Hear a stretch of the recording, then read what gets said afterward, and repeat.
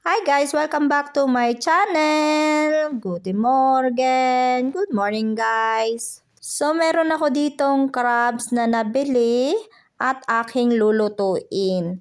At saka nagsaing na rin ako ng rice. So fresh yung aming rice ngayon, hindi bahaw. So kapag nagluluto ako, ang inuuna ko muna ay ang magluto ng rice para makainin, para may rice agad mamaya pagkaluto.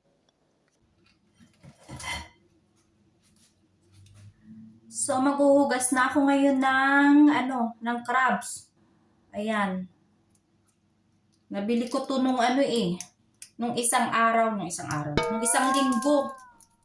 Na fresh pa, pero hindi ko nakain nung isang linggo. Kaya nilagay ko sa freezer muna para hindi masira. Kasi sayang naman kung masisira.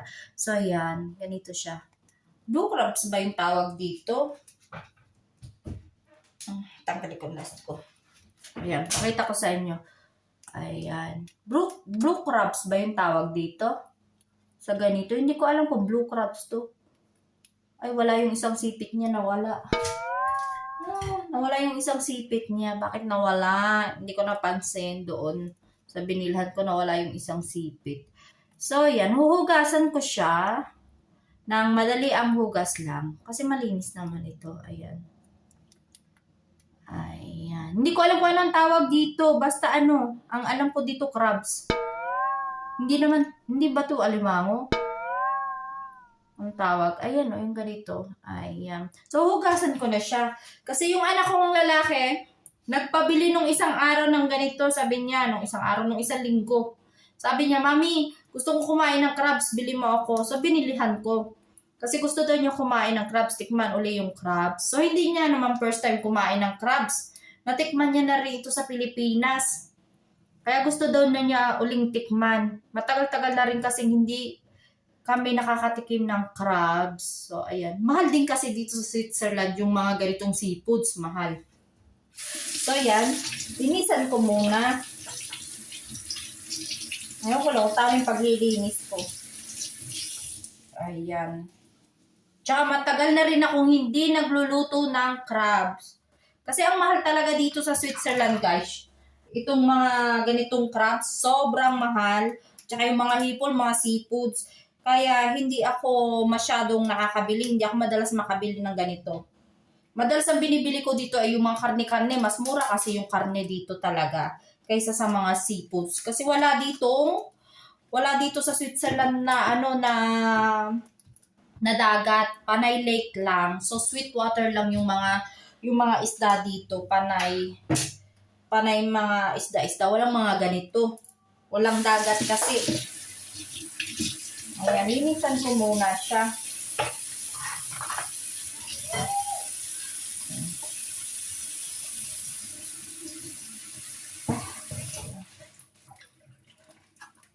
Hirap tanggalin ng lastiko. May lastiko kasi, ayun oh. Ayan. So, ang gagawin ko dito ay gagataan ko lang. Gagataan ko siya. Oh, natalsikan ako ng tubig. So, ang gustong-gusto ko talaga luto dito sa crabs ay gata.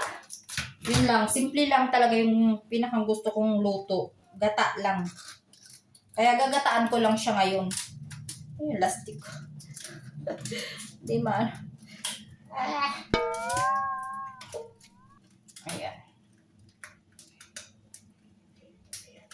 Hirap tanggalin.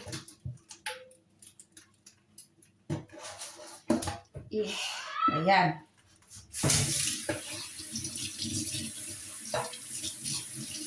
So, malalaki siya. At saka panay, babae.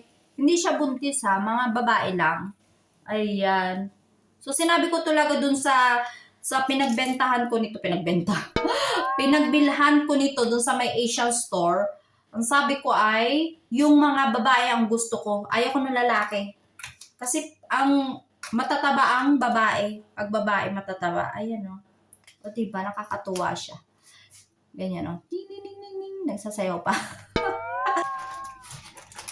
So, yan. May 4 akong perasong nabili. Yan. Halos 1 kilo siya. So, mga yata. Ano 1 kilo? 22 francs, mga ganon.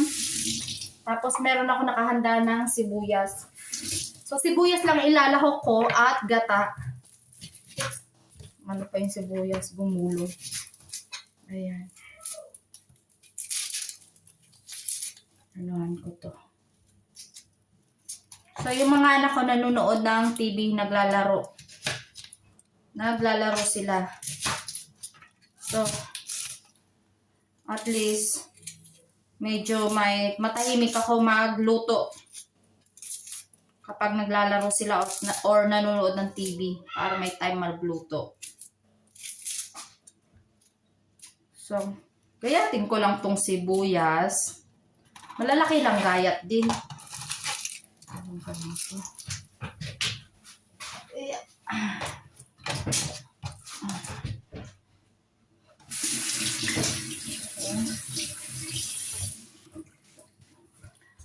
Ilagay ko muna yung crabs sa ano. Crabs yung tawag dito sa Switzerland. Kaya sabi ko crabs. Crabs sa ano to, sa salitang German. Sa dito sa Switzerland, yun ang tawag nila sa salita nila dito, crabs. So sa English naman iba crabs. So crabs. Yan. Lagay ko muna siya sa anong tawag dito? Kaserola. Kaserola patay. Nalimutan ko na naman mga tawag dito sa Tagalog. Kasi panay German yung mga salita nila dito. Minsan nakakalimutan ko na kung anong tawag sa Tagalog. Kahit sa trabaho ko kasi panay German talaga doon madalas. Kaya minsan natuloy ako. Nakakalimutan ko na kung anong Tagalog doon. So, mga anak ko sumisigaw-sigaw na. Kung anong ginagawa nila doon. Alam ko naglalaro-laro sila eh. So, gayatin ko lang itong sibuyas na pula. Sibuyas na pulang ginamit ko. So, yan. Dito ko lang ilagay. Yan. So, madali ang luto lang talaga ito.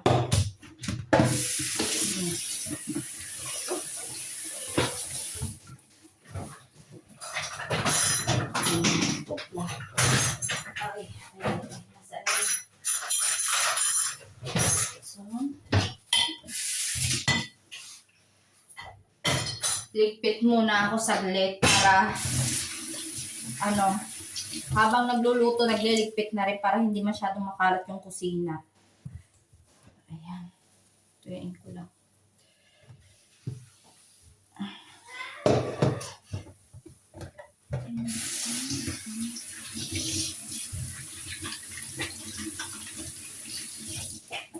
So, isasalang ko na itong aking kawali na may mga crabs. O, diba? Hindi ko alam kung paano magluto ng Nalimutan ko naman kung paano magluto nito.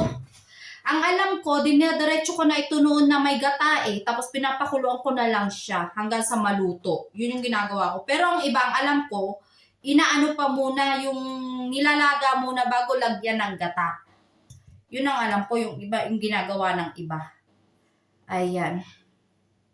So, pwede ko naman lagayin muna, no? Kaunti lang munang tubig. Nilagyan ko ng kaunting tubig. Tapos, lalagayin ko muna bago ko lagyan ng gata. Mamaya-maya pag medyo kumulo-kulo na siya. Ayan. Ang gandang tingnan, di ba? Oh. So, isalang ko na siya para maluto na. Kasi nagugutom na rin ako. Anong oras na? 1:00 na. Hindi pa rin kami kumakain ng mga anak ko. Kasi nga, late yung namin ngayon. Yung gising namin, 10 o'clock na kami nagising. Kasi nga bakasyon namin ng mga bata. Bakasyon nila sa school.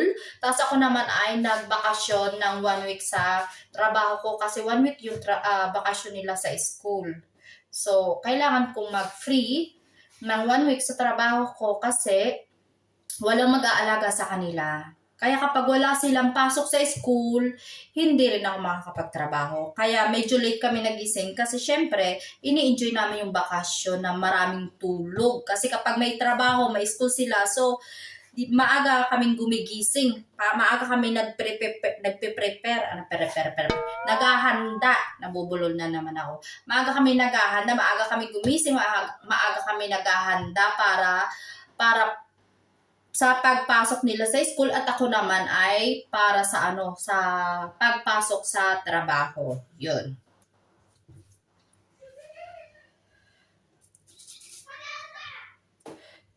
So ngayon, nasalang ko na siya at maya-maya lang ilalagyan ko na siya ng gata. Ito yung gata dito na nabibili sa Switzerland, yung ganito na nakapack. Hindi siya fresh. So meron din naman ditong mabibili kang niyog na maliliit na fresh. So pwede kang magkutkut kung may kayuran ka. Pero kami ngayon ay yung kayuran ko. Nagdala ako ng kayuran. Nung last time na pumunta ako sa Pilipinas, nagdala ako dito ng kayuran. Kayuran. Ang problema, wala pa akong kahoy. Hindi ko pa siya napapako doon sa may kahoy para makapaggawa ako ng fresh ng coconut milk. So, ito na lang muna. No? So, tsaka ko na lang yun kapag may time na ako kasi wala talaga akong time ngayon. Laging busy. Lagi akong busy sa trabaho, sa mga bata, sa gawain dito sa bahay. So, walang tigil. Walang tigil ang mga ginagawa ko. Laging may ginagawa. So, yan. So, ito muna yung gagamitin kong gata. Masarap din naman siya. Pero hindi nga lang katulad ng fresh na coconut na ginagamit natin katulad sa Pilipinas na talagang masarap. Pag fresh, masarap talaga. Pero ito, masarap din. Masarap din. Pwede na yung pagtiyagaan. So, yan. Ayan, kumukulo-kulo na yung aking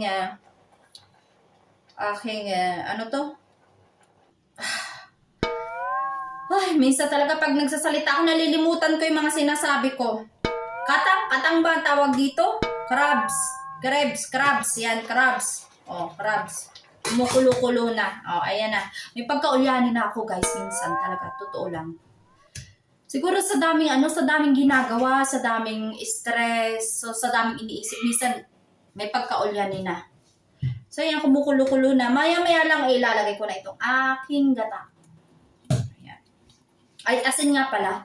Kailangan ko maglagay ng asin. Siyempre, kailangan may asin, may lasa, diba?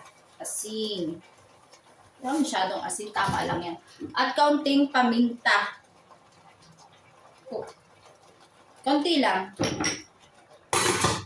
Para hindi maanghang para sa aking anak. Yung bunso kong anak, kumakain talaga siya ng kahit kahit tuyo kumakain siya.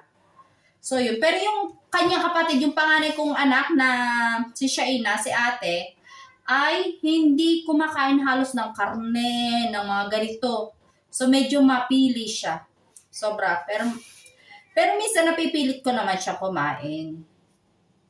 Pero minsan talaga ayaw niya kumain. Kulo-kulo na. Hayaan ko lang siya nakasara. So, yun nga, yung bunso kong anak, hindi siya masyadong mapiling kumain. Kahit anong kinakain niya. Minsan may ayaw din siyang pagkain, pero tinitikman niya. Yun. Pag natikman niya at ayaw niya ng lasa, yun. Pero mostly talaga tuyo, hipon, crabs, ganyan. Kumakain siya. So, yan. Medyo mapula-pula na yung naanuhan ng usok yung aking camera. So, medyo mapula-pula na yung aking crabs. O, diba? So, lalagyan ko na siya ng aking gata. Tapos, palulutuin ko pa siya ng mga 30 minutes para talagang siguradong lutong-luto ako. Lutong-luto ako. Ba't ako yung luluto? Lutong-luto yung aking crabs, hindi ako yung niluluto. Ayan. Ang sarap na niyan tingnan.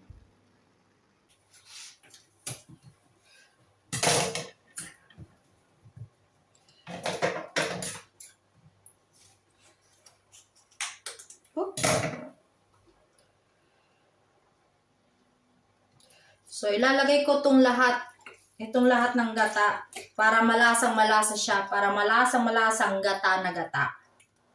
Ayan. Tantagan ko pa ng tubig. Parang hindi na. Hindi ko na dadagdagan ng tubig. Parang lasa-lasa yung gata niya. Mas masarap din tong lagyan ng ng kalabasa. Kaya lang, wala akong kalabasang nabili. So, okay na to gata. Masarap na siya. Yan.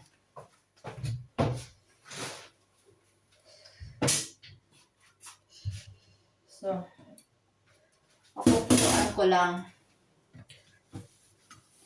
Pakulo-kulo. Linis-linis muna ng paligid para hindi masyadong masyadong maduming tingnan. Pero guys, minsan lang ako naglilinis ng kusina.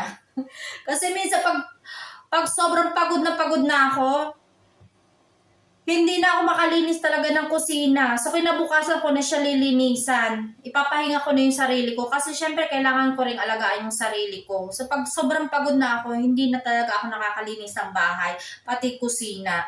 So, madalas natatambak talaga dito yung mga, yung mga yung mga huhugasan ko. Yun. Nakatambak talaga dyan.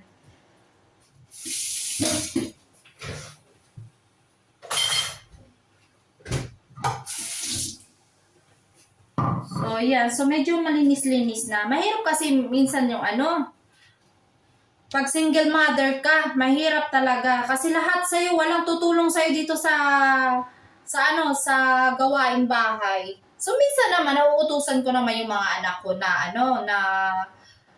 maglinis-linis ng bahay, lalo na yung mga pinaglaruan nila. So, tumutulong naman sila. Pero, syempre, kapag mga ganito, mga magluluto, maglilinis ka, maglalaba. So, lahat talaga mostly ako yung gumagawa.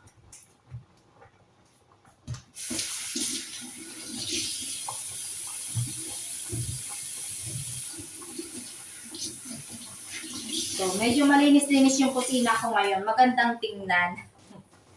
Maganda-gandang tingnan. Kumukulo-kulo na siya. Dito pa yung gata sa ibabaw. Hindi ko siya mahalo. Kasi na siya, punong-puno na dun sa kawali. Sa kasirola pala.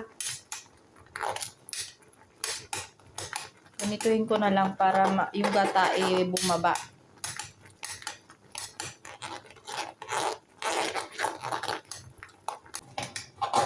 So, hindi ko na siya tatakluban kasi nilagyan ko na siya ng gata para magmantik-mantika siya. Yun yung gusto ko ma-achieve, yung medyo magmanti-mantika yung gata. Uy, grabe. Relax ng apoy ko. Kahinaan ko lang ng apoy. Tapos, wait lang ako ng mga siguro 20 minutes, 30 minutes. Yan, ganyan. Para sure na luto siya. Diba? Mukhang masarap na siya. Hindi ko mahalo. Ayoko rin namang halo. Di ba hindi naman hinahalo to? Hindi naman siya masyadong hinahalo. Yan lang. Ngayon lang ulit talaga ako nakapagluto ng ganito, ng crabs. Ang tagal ko na hindi nagluluto. Yung kaibigan ko dito na Pilipina dito sa Switzerland, yung madalas yung nakikita sa mga vlog-vlog ko, si Asi, yun talaga ang mahilig magluto ng mga ganito. Mahilig kasi siya sa seafoods. So, minsan doon ako nakakatikim sa kanya kung nagluluto siya.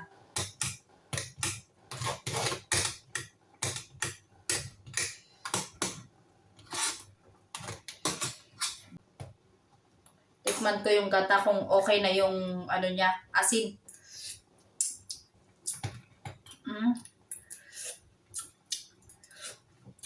Masarap na siya.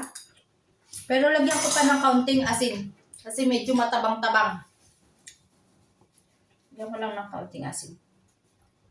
So, tama na yan.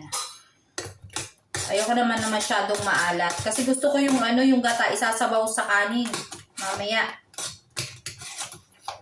Ayan.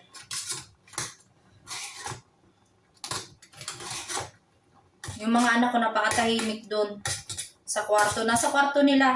Nanonood siguro ng kung ano-ano sa cellphone. So, tahimik sila.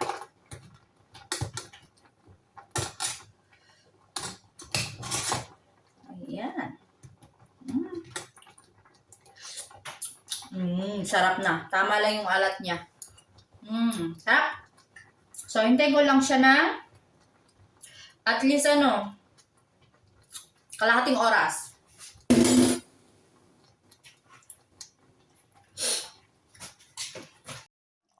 So, ayan. Luto na ang aking crabs. Ayan. Medyo na nga siya. Naiga yung sabaw niya. Pero okay lang.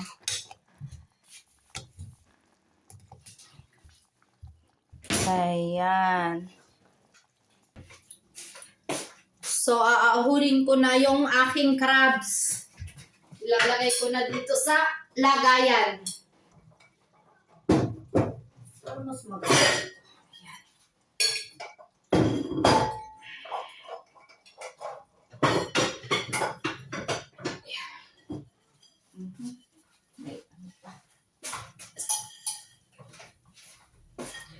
So, ilalagay ko na siya dito. Kasi luto na. Ayan! Excited ako. Grabe, oh. Pulang-pula.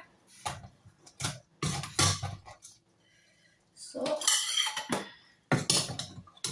wow. Init.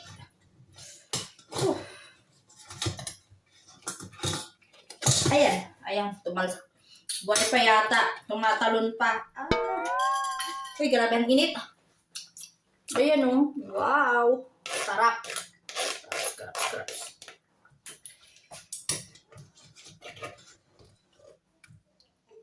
Ayan na. Ayan na. Tatalon. So,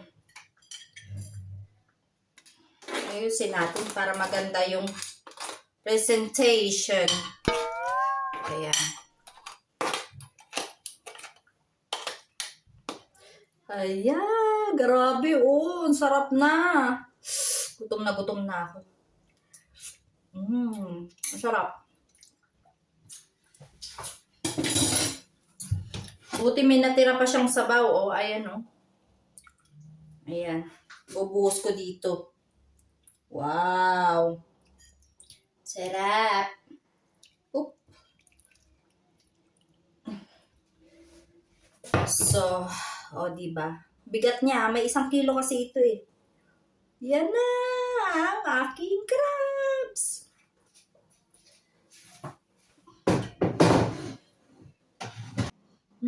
Excited na ako kumain. Gutom na ako. So, mag-ano na ako ng rice. Maghahain na ako ng rice. At kakain na kami ng mga anak ko. Naglalaway na ako. Ayan, excited ako sa luto ko. Grabe. Ang sarap niyan. Hey, man. Ayan na. Yung crabs, oh. Look. Das ist Krabs. Crabs. Dinilaan. Dito ka para kita ka.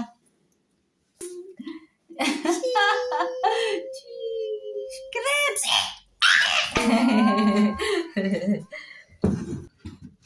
Ang aking rice. Siyempre, hindi mawawala ang rice.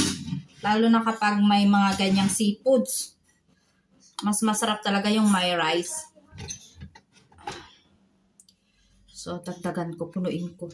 Kasi siguradong mapaparami yung kain. Ayan. So, guys, bibitinin ko muna ang inyong panonood kasi may part 2 ito. At sa part 2 naman ay magmumukbang kami nitong niluto kong crabs at tuturuan ko yung aking anak kung papaanong magbukas ng crabs at papaano maghimay ng crabs. Ang sarap, oh. Ayun, oh. Daming laman, malaman. So guys, thank you for watching and please like and subscribe and see you sa amin next vlog. Bye guys! Cheers!